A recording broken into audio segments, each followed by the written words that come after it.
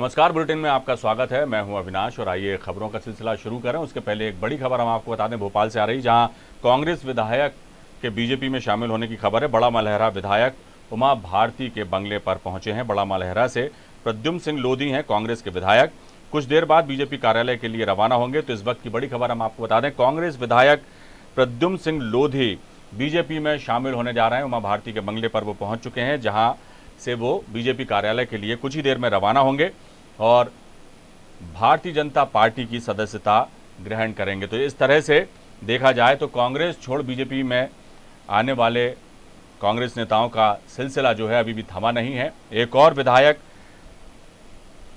कांग्रेस के प्रद्युम्न सिंह लोधी बीजेपी में शामिल होने जा रहे हैं। उमा भारती के बंगले पर पहुंचे पहले वो, वहां से वो सीधे बीजेपी कार्यालय पहुंचेंगे। आप इन तस्वीरों में देख सकते हैं मुख्यमंत्री निवास पर ये तस्वीरें हैं। प्रद्युम्न सिंह लोधी कांग्रेस विधायक अब बीजेपी में शामिल होने जा रहे हैं। कुछ ही देर में वो बीजेपी कार्यालय पहुंचेंगे। इसके पहले वो उमा भारती के निवास पर पहुंचे, जहां उन्होंने उमा भारती से मुलाकात की। अब इसके बाद वो सीधे बीजेपी कार्यालय पहुंचेंगे, जहां वो बीजेपी की सदस्यता ग्रहण करेंगे। तो मध्य प्रदेश में सियासी उथल पुथल का दौर लगातार जारी है। एक तरफ मंत्रियों के विभागों के बंटवारे को लेकर कयासबाजी चल रही है सियासी गलियारों में, तो दूसरी तरफ सियासत एक अलग ही रंग दिखा रही है।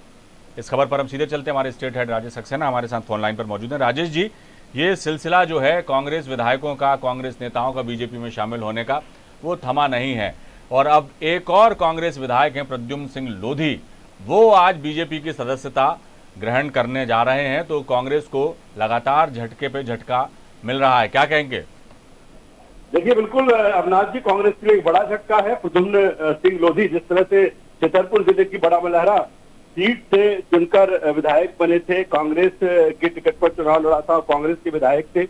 ये बड़ा मलहरा वही सीट है जहां पर उमा भारती चुनाव लड़ती रही हैं विधानसभा का, और उसके बाद जिस तरह से प्रद्युम्न सिंह लोधी कांग्रेस की टिकट पर यहाँ से विधायक बने थे और थोड़ी देर पहले वो उमा भारती के बंगले पर पहुंचे हुए थे। और मुझे लगता है सारी पटकथा उमा भारती के बंगले से ही लिखी गई है, क्योंकि लोधी वर्ग से आते हैं, उमा भारती भी लोधी वर्ग से हैं। और ऐसे में उमा भारती लगातार जो नाराजगी की वजह उनकी रही है कि उस क्षेत्र से प्रतिनिधित्व नहीं है बीजेपी के पास में। ऐसे में प्रद्युम्न सिंह लोधी को उन्होंने आगे किया है। हो सकता है एक डील के तहत प्रद्युम्न सिंह लोधी बीजेपी में शामिल हो रहे हो और लगता है कि शायद उनको राज्य मंत्री भी बना दिया जाए। तो इस तरह की भी अटकलें हैं। जिस तरह से पहले उमा भारती के बंगले, फिर उमा भारती के बंगले से वो मुख्यमंत्री शिवराज सिंह चौहान के बंगले पर पहुंची और कई तस्वीरें जो सामने आई हैं अंदर से, उसमें मुख्यमंत्री शिवराज सिंह चौहान उनका मुंह मीठा कर रहे हैं मिठाई खिलाकर। वी.डी. शर्मा भी उनके साथ में है।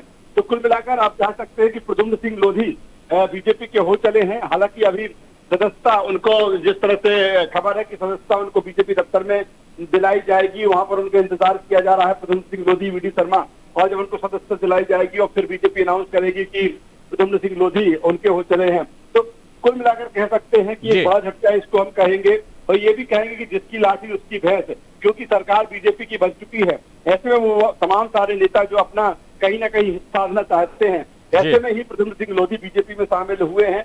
और उमा भारती जो नाराजगी थी, उनकी लंबे समय से नाराजगी जताई जा रही थी, अब मुझे लगता है कि प्रद्युम्न सिंह लोधी को आगे बढ़ाते हुए वो नाराजगी भी शायद उमा भारती की दूर करने की कोशिश की गई है। इसके पीछे अब देखना होगा कि क्या प्रद्युम्न सिंह लोधी राज्य मंत्री भी बनाए जाते हैं। दूसरी तरफ जिस तरह से लगातार विभागों का बंटवारा पर अभी भी जिस तरह से ये कहा जा रहा है कि बहुत जल्द 3 बजे या 3:30 बजे के आसपास विभागों को बंटवारा भी कर दिया जाएगा, या फिर उसके बाद प्रद्युम्न सिंह लोधी भी क्या राज्य मंत्रिमंडल में दिखेंगे, ये भी चर्चा है। लेकिन कुल मिलाकर यही है कि कांग्रेस को एक बड़ा झटका लगा है प्रद्युम्न सिंह लोधी के रूप में।